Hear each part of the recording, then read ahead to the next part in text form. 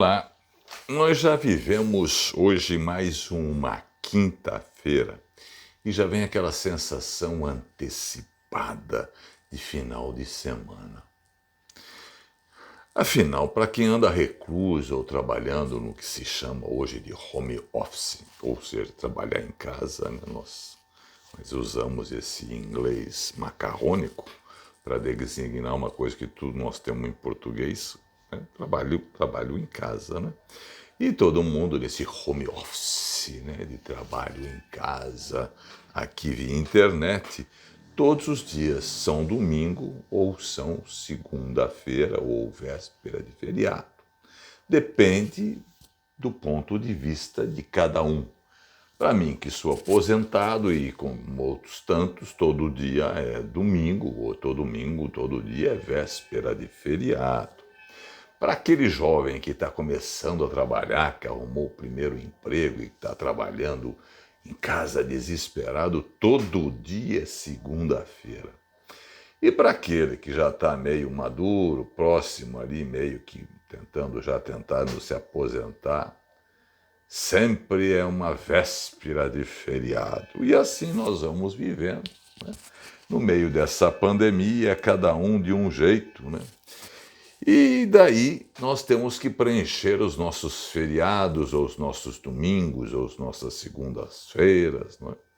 Com algo. E eu preencho este algo com o meu projeto Só a Poesia Nos Salvará nesses tempos pandêmicos e coléricos, que ficar em casa tanto tempo, mais de um ano, e parece que vamos ter que ficar mais. Mas isso a gente pesquisa, olha aqui, olha lá, e descobre gente interessante, como desta vez eu descobri um poeta paraense, nascido 48 horas antes do século XX, porque ele nasceu no dia 29 de dezembro de 1900. Lembrando sempre que o século começa o novo século é em 1901 ou 2001, não é em 1900. 1900 ainda é século XIX. O século XX é 1901. Portanto, este nosso poeta, Oswaldo Orico, nasceu na sua Belém do Pará, em 29 de dezembro de 1900, e faleceu no Rio de Janeiro em 19 de fevereiro de 1981, portanto, com 80 anos completos. Em 1919, portanto, com 18, 19 anos, ele se muda para o Rio para concluir o curso da Faculdade de Direito na Universidade do Brasil, que só existia essa então, e ingressa na vida diplomática, mas também se dedica ao magistério, tendo sido professor da Escola Normal do Rio. Em 1935, ele volta a Belém, sendo secretário de Educação. Ele também foi secretário-geral do Estado do Pará e, aos 36 anos, ele ingressou na Academia Brasileira de Letras, ocupando a cadeira de número 10. Dentre as curiosidades da vida deste poeta jornalista é que, no período que ele foi deputado federal, e entrou no ano de 1951 pelo PSD, ele apresentou 4 projetos de lei, sendo que um deles foi a criação, vejam vocês, da cadeira de Etnografia Brasileira e o curso de Língua Tupi nas faculdades de Filosofia e Letras de todo o país. Oswaldo Orico tem uma obra vastíssima, vastíssima. Se vocês entrarem na página do Congresso Nacional, vocês verão lá a biografia de Oswaldo Orico. E a obra dele é um negócio vastíssimo. Ele tem poesia, claro, muita biografia, livros sobre folclore, muito livro sobre história brasileira e um livro curioso que me despertou interesse, que é a culinária amazônica. Também tem muitos livros para crianças e livros sobre educação, uma vez que ele foi secretário de Educação.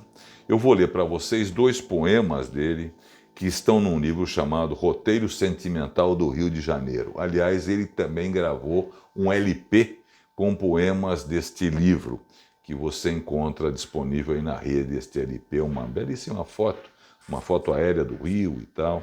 E lá, neste LP, você encontra os poemas lidos pelo Orico. O primeiro poema, portanto, que eu vou ler se chama O Largo do Boticário e diz assim: árvores, sossego, tranquilidade. Aqui não chega o rumor da esquina e parece que existe uma cortina separando dois tempos da cidade.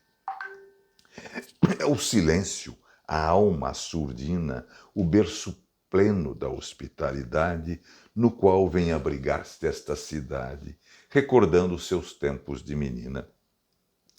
Para o divino alívio dos seus males, nada como estes velhos arrabaldes que falam de um lirismo feiticeiro em que os dedos de luz de sua mão tangiam um piano com emoção, usando um candelabro por luzeiro. Quem conhece no Rio o Lago do Boticário sabe muito bem do que Oswaldo está falando. Lembrando que esta região do Lago do Boticário é onde que morava o bruxo do Cosme Velho, o nosso Machado de Assis. E o Lago do Boticário é um lugar belíssimo, lindinho, separado, parece um rio antigo, realmente. O segundo poema é a Cascatinha.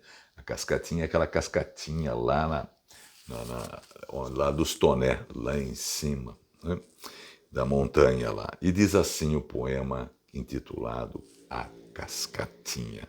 É possível que outrora no rincão, por onde se despenha esta cascata, se tenha despencado um coração, escolhendo tal sítio para a morada. É verdade que existe uma versão, historinha de amor, conto de fada, da qual resta somente um filão, de água fresca, batida, abandonada.